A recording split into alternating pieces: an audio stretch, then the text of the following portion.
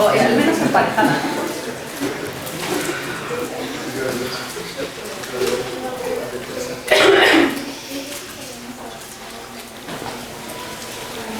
Bueno, pues buenas tardes, muchas gracias por acompañarnos en esta que va a ser nuestra última sesión del Seminario de Divulgación en Investigación de Operaciones.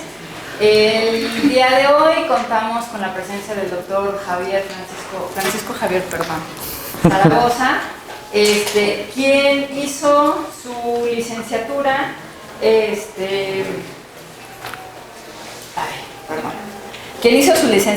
en la UAM, en la Universidad Autónoma Metropolitana, como en Ingeniería Electrónica. La maestría en Ciencias la hizo en el Instituto Politécnico Nacional y tiene un doctorado en Combinatoria y Optimización de la Universidad de Waterloo. Su paso por la UNAM fue como participante en la Olimpiada Matemática Mexicana y más recientemente ha sido organizador de la Olimpiada en Informática. Y el día de hoy nos va a hablar acerca de horarios de trenes con consumo de energía eficiente. Entonces los dejo con el doctor Francisco. ¿Qué tal? Buenas tardes a todos. Qué bueno que nos acompañan. Yo esperaba no tanta gente. Realmente es una sorpresa para mí. Quisiera agradecer en primer lugar a la invitación de Claudia, ¿sí? Venir aquí a la UNAM. Esta es posiblemente la tercera vez que doy una charla en la UNAM y la verdad es que es un orgullo, ¿sí? La UNAM es la institución de este país. Ojalá todas las demás instituciones como mi institución aspiraran a ser como la UNAM.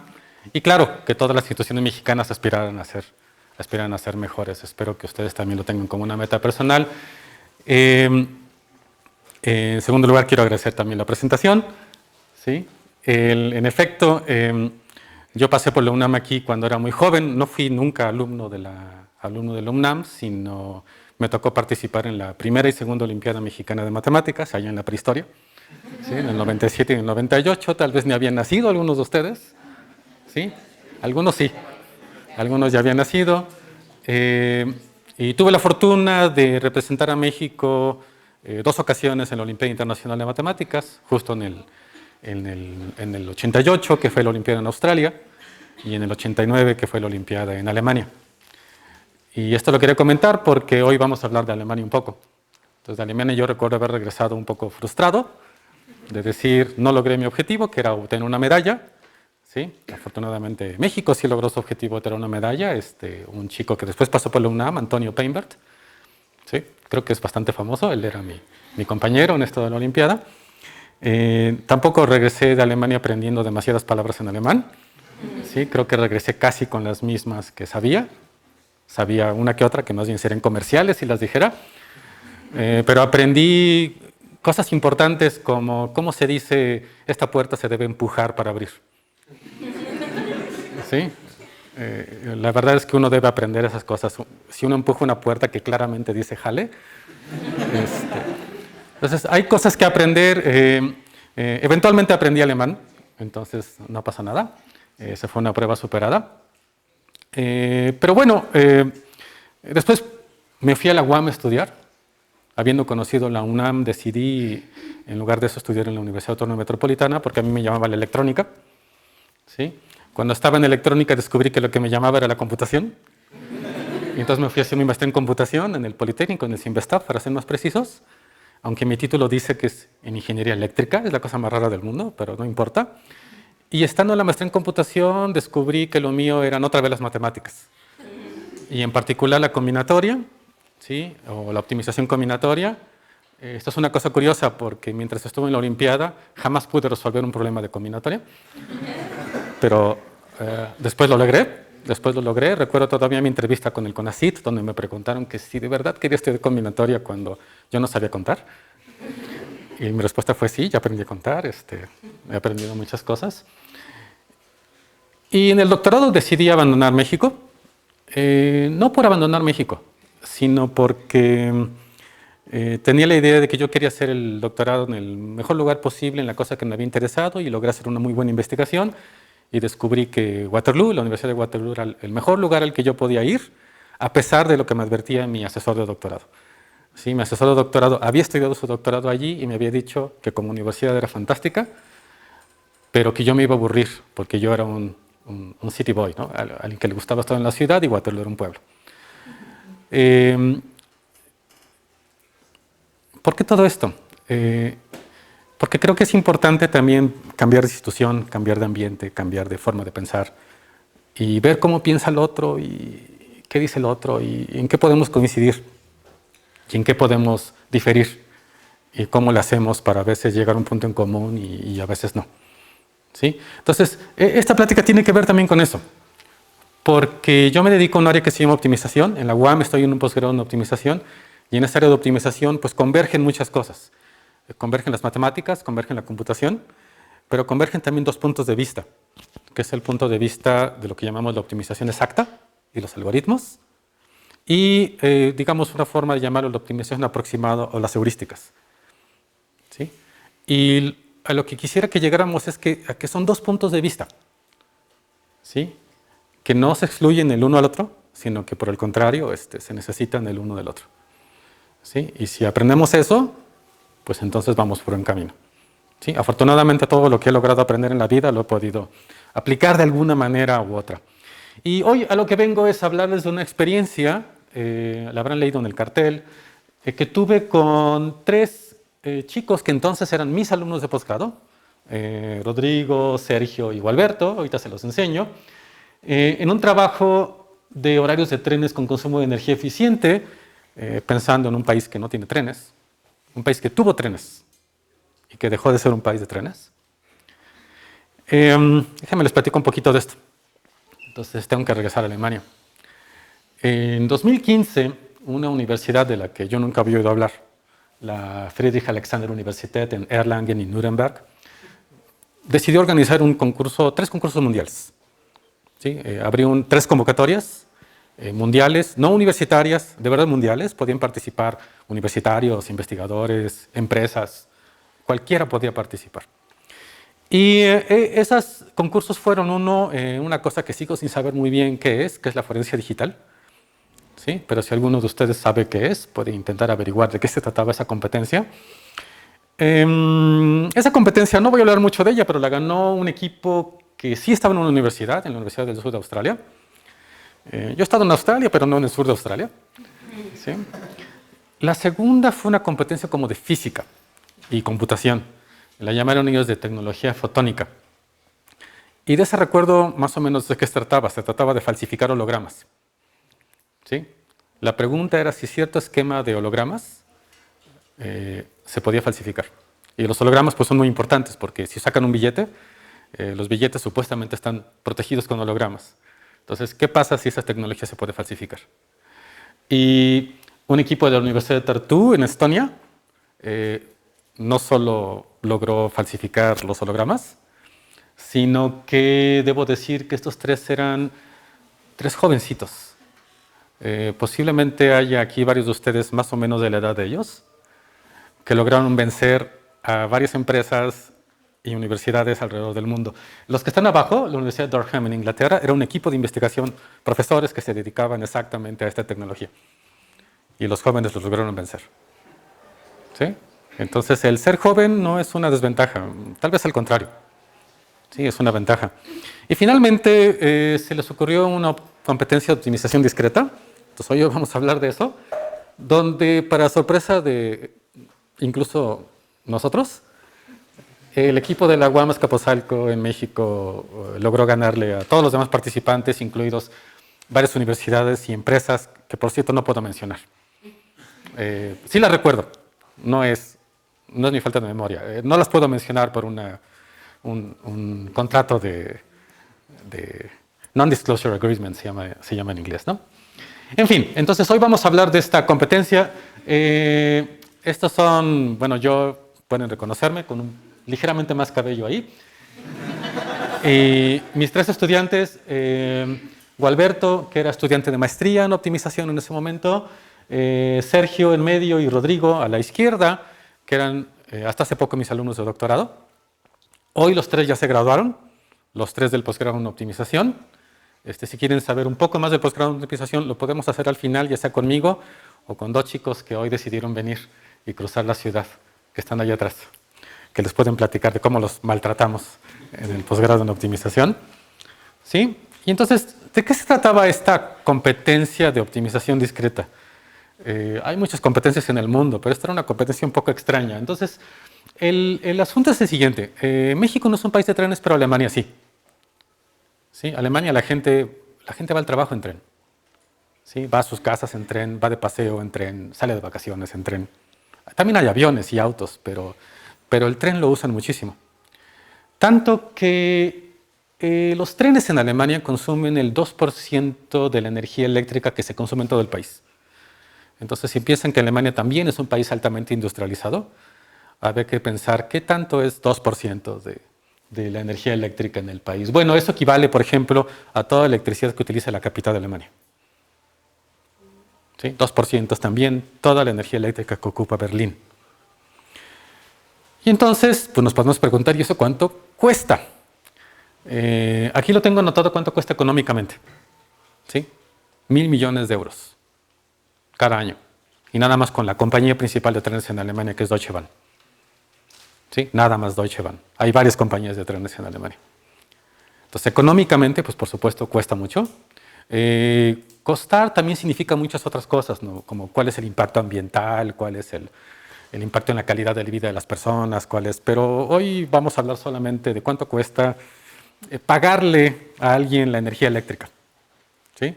Y eso estamos hablando de alrededor de 1.000 millones de euros al año. Ok, ahora, esos 1.000 millones de euros se cobran de una manera similar a cómo a nosotros nos cobran la electricidad, como usuarios en casa.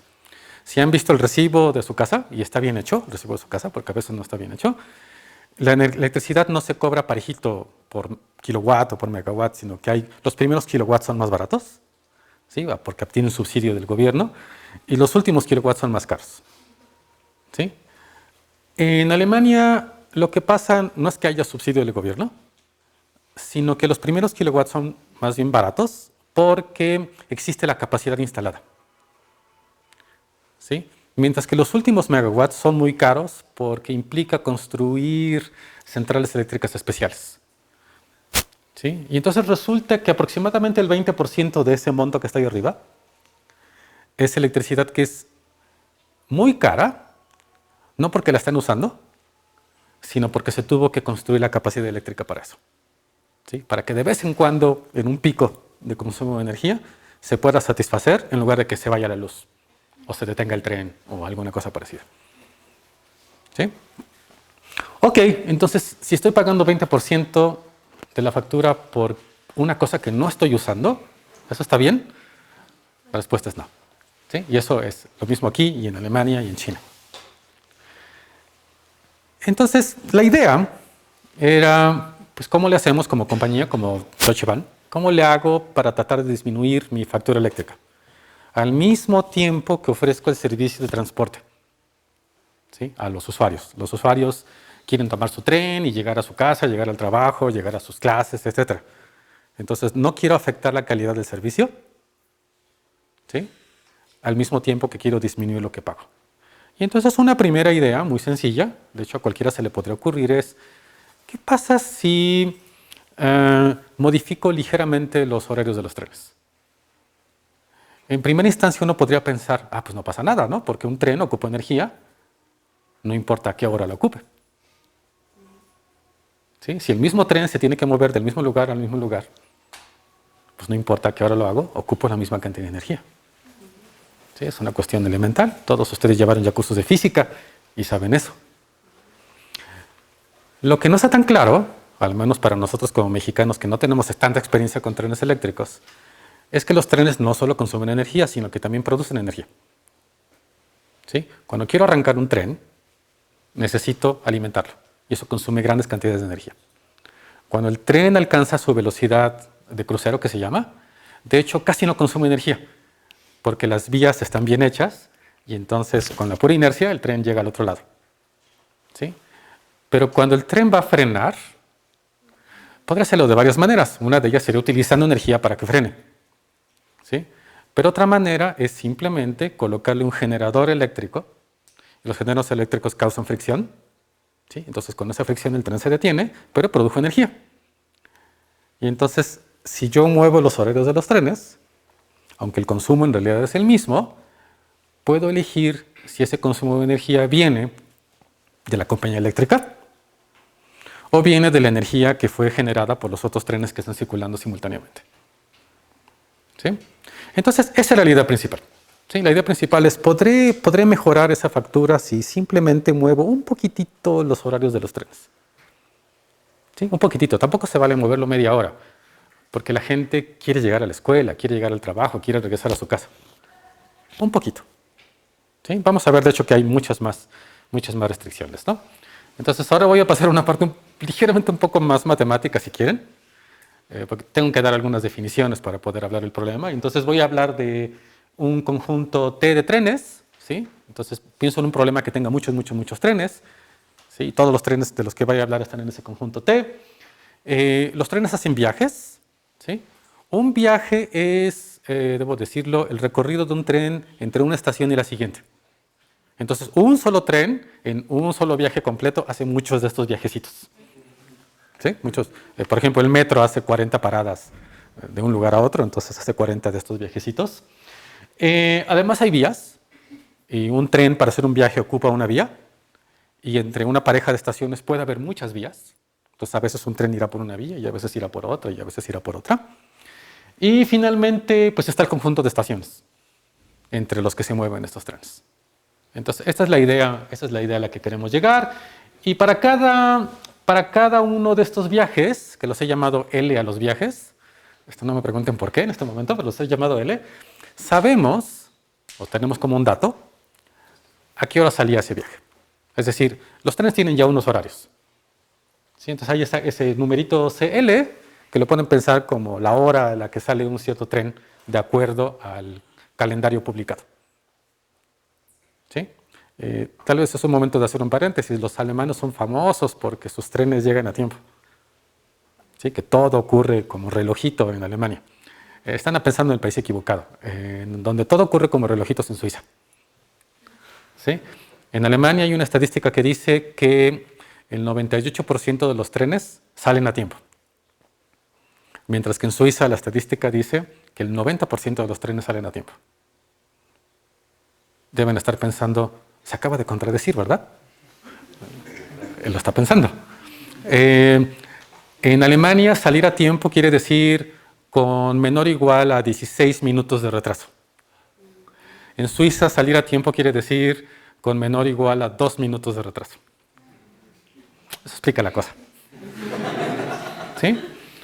Hay un libro que se llama, deberían leerlos todos, se llama ¿Cómo mentir con estadísticas? Es un excelente libro, se los recomiendo. Ok.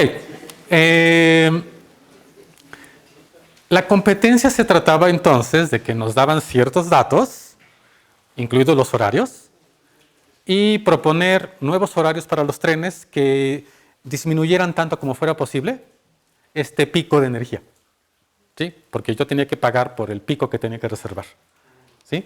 Esta información que está aquí como tablita significa, la competencia incluía 10 casos de prueba, ¿sí? 10 instancias, que es la palabra que usamos en la computación o en las matemáticas, ¿sí? Y más o menos de manera numérica la descripción de estas instancias, es decir, había una instancia, sí voy a usarlo porque parece que sí funciona, había una instancia chiquita que tenía solo 13 trenes, solo 206 viajes, solo 58 vías, solo 30 estaciones. ¿Sí? Y había unas instancias más grandes, como por ejemplo, creo que de las más grandes es la 8, aunque no lo parezca, la 8 es de las más grandes por la cantidad de viajes. La 10 tiene otra característica que es grande por la cantidad de estaciones, ¿sí? Y por la cantidad de vías. ¿Sí? Había diferentes tipos de grandes. Para que se den una idea, una de estas son todos los trenes que pasan por la ciudad de Hamburgo, por ejemplo, que son muchísimos. Otra de esas es todos los trenes que pasan por la ciudad de Frankfurt, ¿sí? Que también son muchísimos. Creo que Berlín no está en esta lista, que serían muchos más. Una de esas es todos los trenes que pasan por Nuremberg. Tienen que ellos meter su ciudad, ¿no? Su ciudad de la universidad la tienen que meter allí. Y mientras que la chiquita podría ser todos los trenes que pasan por una ciudad más bien pequeña como Stuttgart o como... hay ciudades pequeñitas en Alemania también, ¿no? Entonces, ese es el tamaño de las instancias. Todas eran instancias reales. O sea, son las estaciones de verdad, con las longitudes de verdad, con los tiempos de verdad, con los horarios de verdad, con todas estas cosas. Ok. Y ahora tengo que hablar un poco acerca de qué quiere decir conservar la calidad de servicio. Es decir, había un servicio que los trenes estaban otorgando, ¿sí? Y ese servicio se tiene que mantener. Y eso lo describieron a través de 4 tipos de restricciones, ¿sí? Que les voy a llamar las restricciones de salidas de trenes, las restricciones de seguridad, las restricciones de tiempo de espera y las restricciones de conexiones. ¿Sí? Entonces vamos una por una. ¿Sí? Ahorita van a ver que son más bien obvias todas estas restricciones. La primera es, cada tren tenía un horario de salida especificado de acuerdo al calendario. ¿Sí? Digamos las 12 en punto. Y entonces se valía adelantar un poquito la salida del tren. Aquí estoy exagerando y le puse 15 minutos. O se valía retrasar un poquito la salida del tren, estoy exagerando, 15 minutos. De hecho, lo que se proponía eran 5 minutos nada más. 5 minutos de diferencia entre el horario planeado y el horario nuevo que se iba a entregar. Y quedaba perfectamente prohibido pasarse de eso. Es decir, si un tren tenía que pasar a las 12, no podía pasar a las 11. Porque eso le arruina los planes a las personas. ¿Sí? Yo quería poder llegar a ese tren. Si lo ponen a las 11 de la mañana, tal vez ni he despertado. ¿Sí? Y eso se modela de una manera muy sencilla. Es decir, cada una de esas variables que iba a decir cuál es la nueva hora a la que lo voy a poner, pues tenía una como cota inferior, la hora mínima en la que se valía, y una cota superior, la hora máxima en la que se valía. Y el rango era como de 10 minutos en total. O sea, 5 para atrás, 5 para adelante. ¿Sí? Pudo haber sido más pequeño, pudo haber sido más grande. ¿Sí? Pero para esta competencia eran 5 minutos. La siguiente restricción es la de distancia de seguridad. Y esta se la pueden imaginar. Si hay un tren estacionado, valga la redundancia, en la estación, y otro quiere llegar, pues no lo puede hacer, no debería poder acercarse a la estación si el tren todavía sigue ahí estacionado. ¿Por qué? Porque cualquier cosa puede pasar, el freno puede fallar. Y entonces no le daría tiempo al tren de atrás de frenarse y no estrellarse con el de adelante. O el de adelante, por supuesto, se podría retrasar y entonces el de atrás no le daría... entonces, distancia de seguridad a eso se refiere. ¿Sí? Si yo estoy compartiendo una vía o una estación, entonces entre 2 trenes consecutivos que pasan por ahí, tiene que haber una cierta cantidad de tiempo. Si no, nos metemos en problemas. Esto se modela también de alguna manera muy sencilla, como una restricción lineal que se llaman. ¿Sí? De hecho, el anterior también era una restricción lineal. Si vieron la X, era la X solita, no la X al cuadrado, no el logaritmo de X. ¿Sí? Estas se llaman todas restricciones lineales. Vamos a la siguiente, que también es muy evidente. Un tren, cuando llega a una estación, lo que tiene que pasar es que la gente se pueda subir y se pueda bajar. Y eso toma tiempo. Entonces, aunque nos conviniera que el tren no se detuviera y que la gente brincara por la ventana, no se vale. ¿Sí? El tren tiene que llegar, detenerse y estar una cantidad especificada de minutos en la estación para después de eso ya poder salir. ¿Sí? Y bueno, eso también se puede representar como unas restricciones lineales. ¿Sí? No quiero meterme mucho en ellas ahorita, no es tan importante cómo están representadas, están allí. ¿Sí? Y finalmente,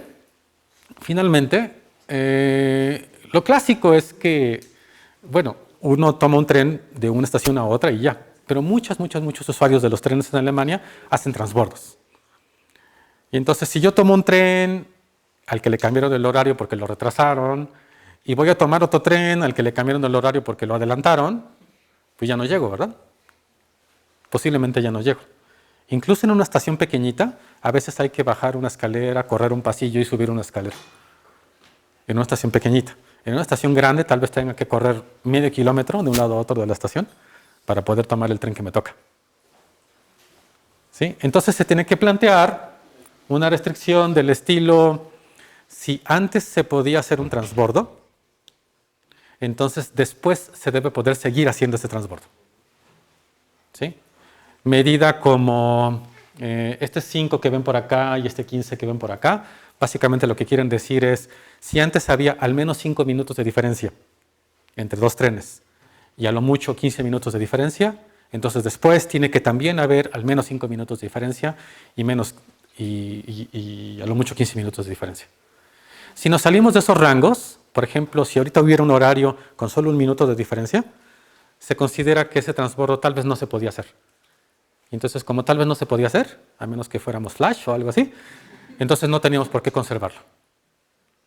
¿Sí? Y si había más de 15 minutos de diferencia originalmente, entonces era un transbordo plácido en el que podía ir sobre las rodillas.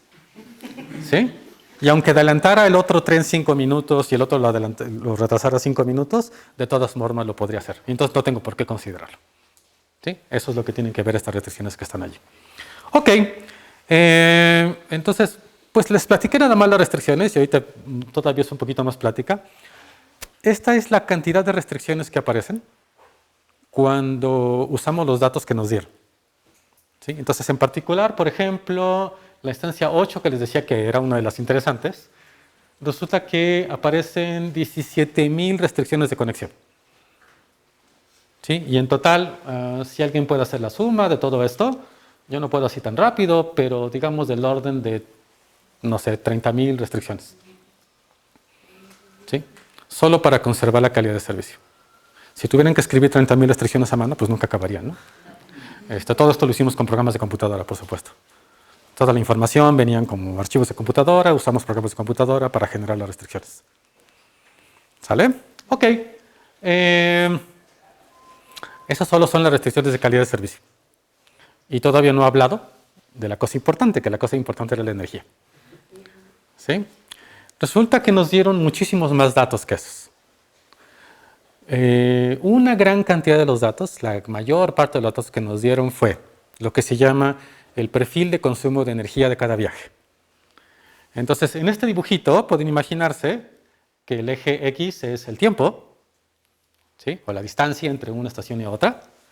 Y lo que está pasando aquí es que un tren salió de esta estación, llegó a esta, y el eje Y, la altura, es cuánta energía eléctrica, cuánta potencia eléctrica le tengo que suministrar en ese instante.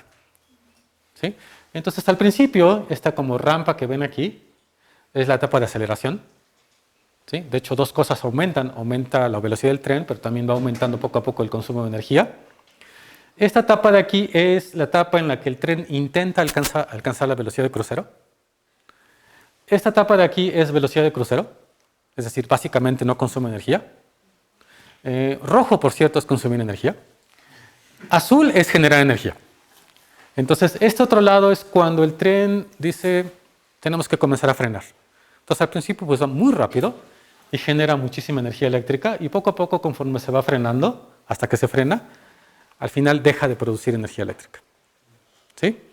Entonces, si recuerdan como cuántos viajes estábamos hablando, nos dieron como datos un perfil de consumo de energía por cada uno de esos viajes. ¿Sí?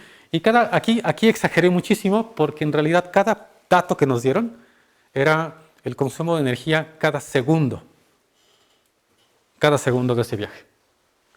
Entonces ahora pueden empezar a hacer la cuenta de en realidad cuántos datos nos dieron. ¿Sí? Millones y millones y millones y millones de datos de consumo de energía de cada uno de los trenes a cada segundo que está circulando. Y con esos datos había que hacer los cálculos de qué pasaba si movía los horarios de los trenes. Entonces, para hacer eso, pues había que hacer lo que se llama una formulación de un programa matemático. ¿Sí? Hace un rato hablé de algunas restricciones, que eran las restricciones de calidad de servicio, que el servicio se puede seguir otorgando. Y a partir de aquí lo que viene son, ¿y cómo hago este cálculo de cuánta energía está utilizando? ¿Cómo encuentro este max de aquí? Realmente lo que quiere decir es, ¿y cuál es el pico de energía? ¿No? El max es el máximo consumo de energía. Esta F que está aquí dentro es que los picos me los miden cada cierto intervalo de tiempo, que eran cada 15 minutos. Entonces, en los 15 primeros minutos del día tenía que calcular el pico de energía, en los siguientes 15 minutos del día el siguiente pico de energía, en los siguientes 15 minutos el siguiente pico de energía, y cuál me iban a cobrar. De todos esos picos de energía, el que me iban a cobrar era el más grande. y me iban a hacer pagarlo a lo largo de todo el día. ¿Sí? Entonces el objetivo, por supuesto, era, ya que encuentro el pico de energía, lo que quiero es minimizar ese pico de energía. Entonces a muy grandes rasgos, es un tipo de problema de los que se llama minimax. Quiero minimizar el peor de todos. ¿Sí? A veces uno quiere hacer problemas maximin, ¿no? Quiero maximizar el que recibió menos.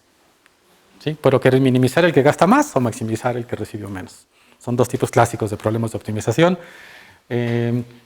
y normalmente no son tan sencillos de resolver. Pero tuvimos la pequeña fortuna, y aquí voy a tratar de ser tan poco técnico como se pueda, tuvimos la pequeña fortuna de que todos estos cálculos se pudieron escribir al final de cuentas como restricciones lineales.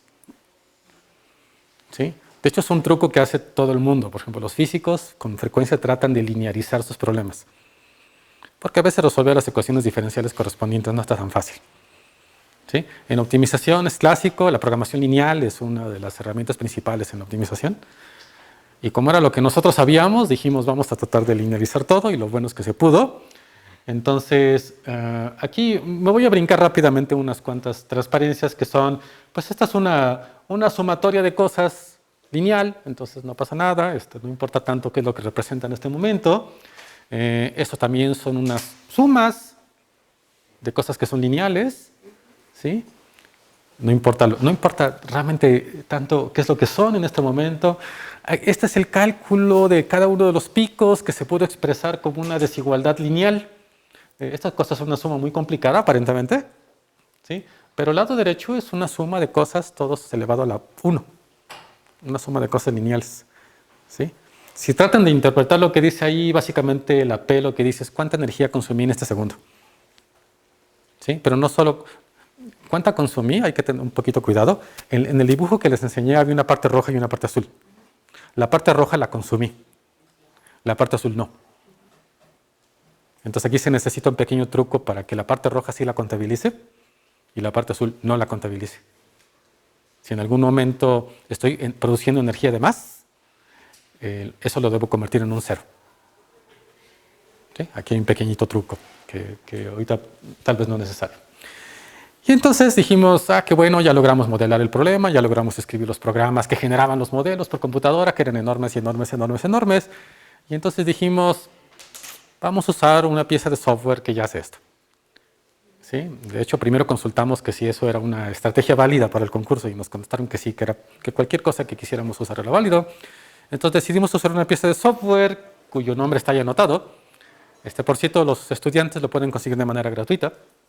¿Sí? Se puede conseguir de manera gratuita. Es uno de los mejores softwares del mundo para hacer optimización lineal como la que estamos haciendo.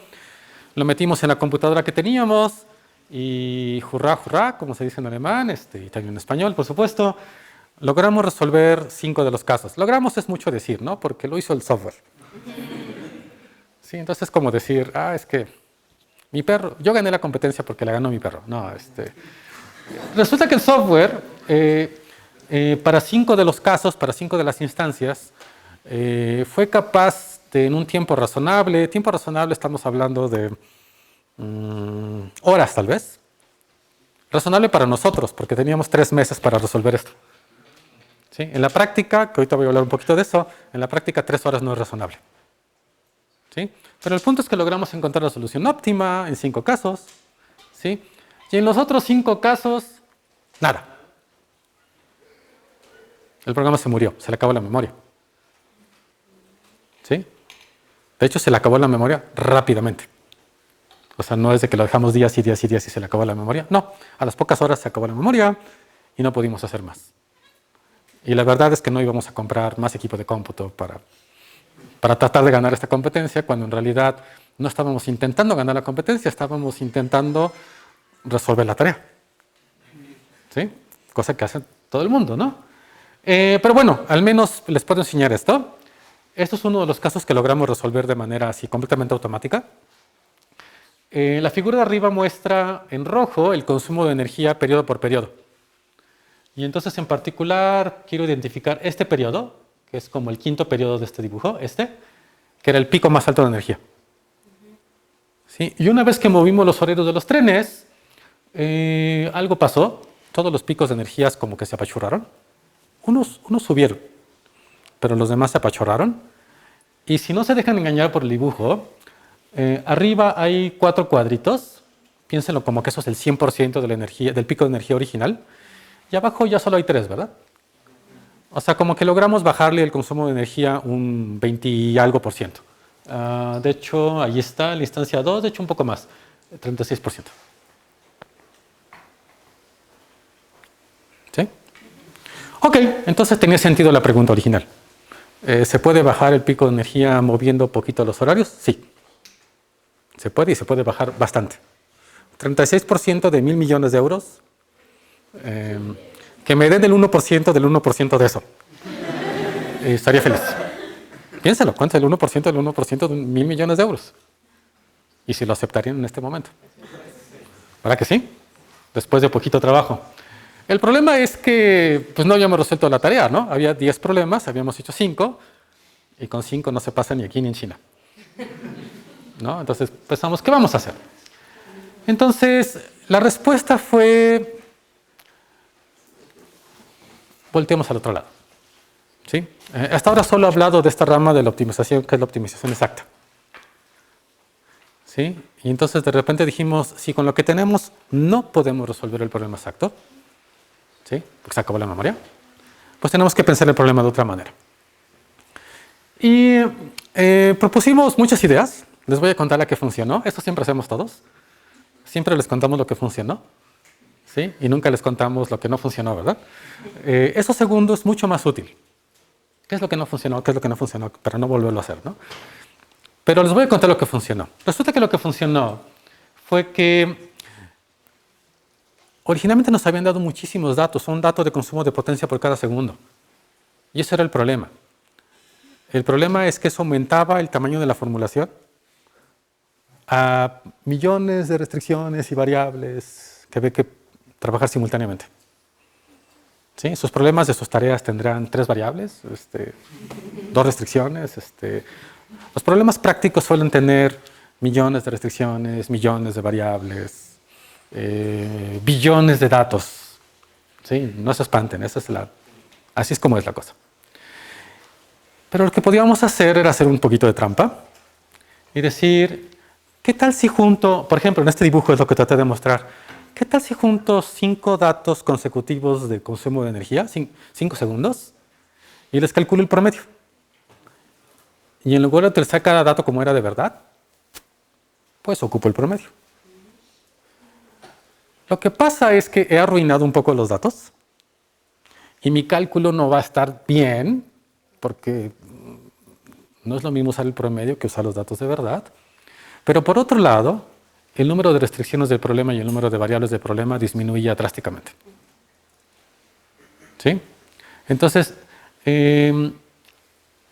hacer esto, tratar de modificar un poco el problema o tratar de modificar esta idea de que quiero la solución exacta, tiene como nombre genérico heurísticas. ¿Sí? Hay muchas cosas que son heurísticas. Eso es un tipo especial de heurística que se llama una relajación. ¿Sí? Quiere decir, no resuelvas el problema que te pidieron resolver, sino resuelve uno parecido que sí puedes resolver. ¿Sí? Si no puedo hacer lo que me piden, pues entonces puedo cambiar un poco el problema y ver qué pasa. ¿Sí? Ahora, esto me arruinaba el cálculo de la energía, pero lo que no me arruinaba era que los horarios que generaban, pues sí servían. Es decir, eran horarios de verdad. Es solo que les había calculado mal el consumo de energía. ¿Sí? Eso se le llama conservar factibilidad. El problema seguía siendo factible, aunque cambiara esto. Solo el cálculo salía un poquitín mal. ¿Qué tan mal? Bueno, a ese 5 realmente lo modificamos muchas veces. Fue 5, fue 10, fue 8, fue 60. ¿Sí? A ese numerito le llamamos la granularidad. ¿Sí? ¿Cuántos datos realmente los junté en uno solo? ¿Sí? Y una cosa muy sencilla de las relajaciones, si ustedes lo piensan, es que si resuelven el problema original y luego lo evalúan en lo que les salió de la relajación que era factible, pues esa solución no puede ser mejor que la óptima, ¿verdad? La óptima era la óptima. Entonces este lado derecho de la desigualdad es muy obvio. La solución óptima era la óptima, cualquier otra solución que obtenga de otra manera, pues no puede ser mejor que la óptima. Pero la cosa curiosa era del otro lado. Resulta que como tuvo una relajación, si la relajación lo hubiera podido resolver óptimamente, entonces la solución óptima original, pues ahora simplemente es otra solución para la relajación. Y entonces si lo mido en la relajación, esta solución óptima no podía ser mejor que la solución óptima de la relajación. Entonces tengo una desigualdad curiosa. Una desigualdad que dice, si tú quieres saber por dónde está el óptimo, resuelve la relajación y vas a tener simultáneamente una cota inferior y una cota superior. Y entonces, ¿qué pasaría si la cota inferior y la cota superior, por algún misterio, estuvieran muy cerca? Incluso coincidieran. Incluso si coincidieran. Si coinciden, le pegaste. Así, esa es la palabra. Si no coinciden, pues estás muy cerca. Y puedes calcular el qué tan cerca estás. Y no nada más suponer que está cerquita o que fue una buena solución o que fue factible o que ya con eso lo hice. Y entonces nos dimos a la tarea hicimos muchísimos experimentos, los cuales sí pudimos resolver, porque el problema era una versión simplificada del problema. Y para las otras 5 instancias, las que no habíamos resuelto ya óptimamente, para empezar, ya habíamos logrado obtener entonces ahora soluciones factibles. Cosa que ni siquiera habíamos logrado antes, había muerto el programa antes. ¿Sí? Y después logramos calcular qué tan lejos estaban de las soluciones óptimas sin saber el óptimo. Fíjense que es una cosa curiosa. Puedo saber qué tan lejos estoy del óptimo sin saber quién es el óptimo. Porque tengo la cota inferior y la cota superior. No sé el del medio, pero sé los extremos. ¿Sí? Entonces sí puedo saber qué tan lejos en el peor de los casos estoy. Y ya que tuvimos estas nuevas soluciones, que le llamamos nosotros las soluciones con granularidad, se las volvimos a alimentar al programa original. ¿Sí? Ya estábamos mucho más cerca del óptimo y entonces la pieza de software logró avanzar, voy a decirlo así, en lugar de morirse porque le faltaba la memoria, logró avanzar, cosa que no habíamos podido hacer antes. Entonces, nuestra propuesta no fue échaselo al software y a ver qué hace, sino que tuvimos que hacer algo intermedio, para poder avanzar. Y al final, esta es la tabla de resultados que enviamos, por supuesto, junto con los horarios, junto con todas las especificaciones que nos pedían, junto con un reporte. Lo mandamos al 5 para la 1, como debe ser. Es decir, a la 1 era la hora límite, del fecha límite, de no sé qué, y lo mandamos 5 minutitos antes. Afortunadamente hubo internet y hubo luz y todo, y pudimos enviar. Y nos fuimos a descansar. Pero lo que nosotros ya sabíamos ese día que enviamos nuestra solución, es que no lo habíamos hecho tan mal. ¿Sí? Que sea lo que pasara, no lo habíamos hecho tan mal. Y entonces estábamos contentos y dijimos, a ver qué pasa. Porque sabíamos que, salvo por una instancia, la 1, que curiosamente es la más pequeña, la 1 no pudimos llegar a más cerca del 7% del óptimo. Es decir, de garantía del 7% del óptimo. No pudimos. Le movimos, lo intentamos, diseñamos algoritmos especiales para esa, ¿sí? Programas que hicimos específicamente para esa, no lo logramos. Ahí nos quedamos atorados. Pero en todas las demás creo que saben leer. 0%, 0%, 0%, 0.08%. Las que dicen 0.00% sí es el óptimo.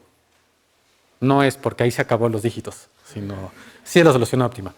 Esta era como 0.070 y algo, y esta era como 0.0090 y algo. ¿Sí? Pero sumando las cotas inferiores y las superiores y viendo la diferencia, en total estábamos a 0.04% del óptimo, asegurado. Y entonces dijimos, bueno, si alguien nos va a ganar, es porque tiene la solución óptima. Y tal vez tenga la solución óptima porque tenga unas computadoras más potentes que las nuestras. Que no es difícil, ¿no? Es decir, estábamos usando nuestras computadoras de nuestras casas. La de la UAM no la pude utilizar porque se iba la luz cada rato y entonces avanzaba el cálculo un poco y después iba la luz. Y eso pasa, ¿no? La ley de Murphy, hace rato hablamos de la ley de Murphy. En fin. Y entonces nos fuimos a descansar, llegaron las vacaciones y uno de mis alumnos, el más joven de ellos, ¿Dónde estaba la fotografía? Ya casi llego. El de la izquierda para ustedes. Gualberto me escribió a la mitad de las vacaciones para decirme que si de casualidad había leído mi correo. Y le dije, no, son vacaciones, no estoy leyendo. Llevamos 2 semanas de vacaciones, que voy a estar leyendo mi correo el institucional, ¿no? Y le dije, no, ¿por qué? Y dice, pues es que recibí un correo que dice que ganamos. Le dije, no, no puede ser.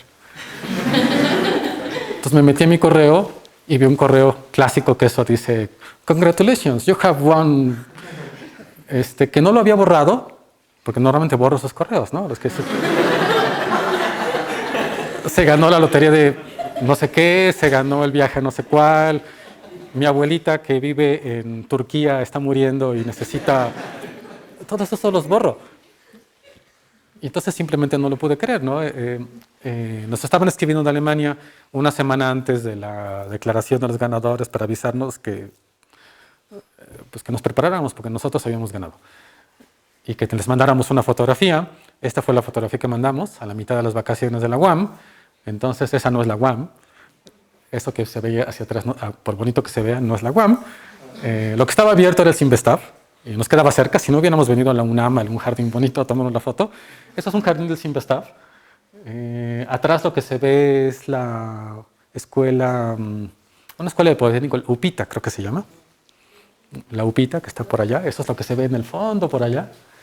Y fue la fotografía que enviamos. Y no lo podíamos creer. O sea, no habíamos comenzado con la idea de vamos a ganar el concurso. Habíamos comenzado con la idea de, mira que hay un problema interesante, estas cosas tal vez las podamos hacer, vamos a ver a dónde llegamos. Había una regla del concurso que decía que el equipo que ganara se iba a hacer pública su solución y entonces todos los demás podían ver qué habían hecho.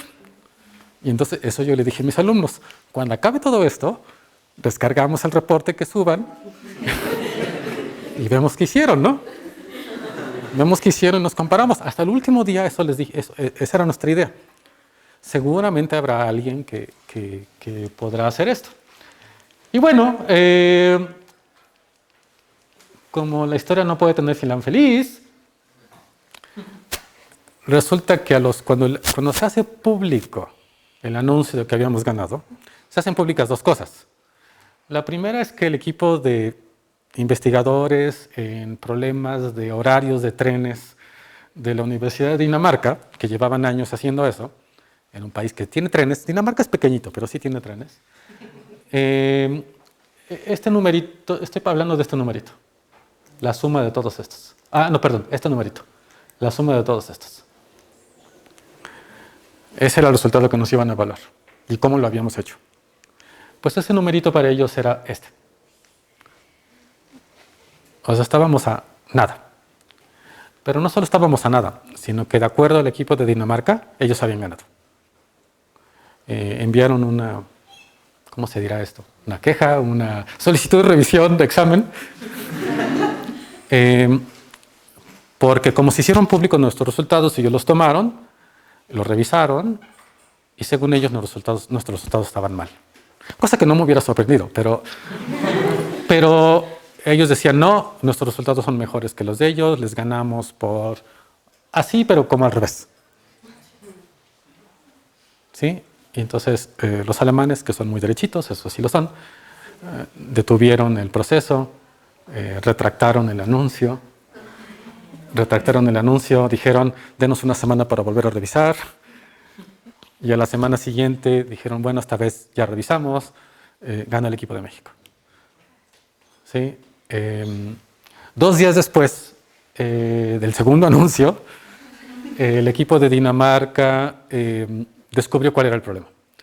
Y el problema es que nosotros escribimos nuestros propios programas para evaluar soluciones, para escribir los modelos, etc. Ellos decidieron también escribir sus propios sistemas. Bueno, no es cierto. Escribieron unos sistemas para resolver el problema, pero decidieron no escribir un programa para evaluar las soluciones, sino que confiaron en una pieza de software de oficina por la que se paga. No voy a decir su nombre, pero ya sabrán cuál. Y esa pieza de software de oficina les falló en el cálculo. ¿Sí? Esa pieza de software de oficina es conocida porque 2 más 2 son 5. Entonces a ellos les falló el cálculo. Entonces ellos, su cálculo, cuando lo metían con sus datos, salía mejor que el cálculo de cuando metían nuestros datos. Pero descubrieron el error. Y entonces, varios días después, 9 días después del anuncio oficial, el equipo de Dinamarca aceptó que ellos no habían ganado. Y bueno, en el proceso propusimos muchas otras técnicas. Hubo una muy bonita que no funcionó con programación dinámica. Programación dinámica, ¿saben lo que es? ¿No? Piénsenlo como que es una técnica de diseño de algoritmos. Algoritmos sí saben lo que son. Una técnica de diseño de algoritmos que en el fondo es como recursión. La idea es recursiva, pero en la implementación no hay recursión. ¿Sí? La recursión es muy bonita, pero a veces no es buena. Es buena para unas cosas, no para todas. Y programación dinámica es una de esas cosas así de podemos resolver problemas. ¿Qué ganamos con todo esto? Bueno, ganamos un viaje a Alemania. Para mí era la no sé cuánta vez que había ido a Alemania. Era recuperar que no había ganado medalla en Alemania, ¿verdad? También cuando fui a la Olimpiada en Alemania no gané medalla, pero bueno, esta vez hice algo. Para mis alumnos fue su primera experiencia fuera de México. ¿Sí? Entonces para ellos fue así como, wow. Se la pasaron, yo también, comiendo salchichas y no sé qué, tomando cerveza, yo no. No me gusta la cerveza. Pero bueno, lo importante aquí es que, nuevamente, luego uno piensa que está en México y que vive en un país del tercer mundo, a pesar de que está en la UNAM, y la verdad es que eso no tiene nada que ver. O sea, cada uno de ustedes tiene un cerebro y cada uno de ustedes tiene una preparación muy buena que la está teniendo. Y el único truco, el único chiste es que quieran usarla. ¿Sí? Y que se animen. ¿Sí? Si no se animan, no va a pasar nunca nada. Y ese es uno de estos problemas de este país, ¿no? Este es el país del no pasa nada. ¿Sí? ¿Por qué no pasa nada? ¿Sí? Porque cuando ven que alguien tira la basura, le dicen, ¿no tire la basura? No, no le dijeron nada. ¿Sí? Cuando alguien se pasa un alto, ¿le dijeron algo? No le dijeron nada. Entonces, traté de hablar de matemáticas, computación, algoritmos, pero creo que es una cosa muy de nuestra sociedad que tenemos que cambiar. Y a eso los invito. Gracias por su atención.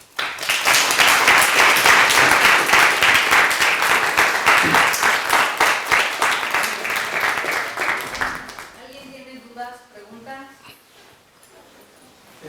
Sí, usted habló de, ¿cómo se llama?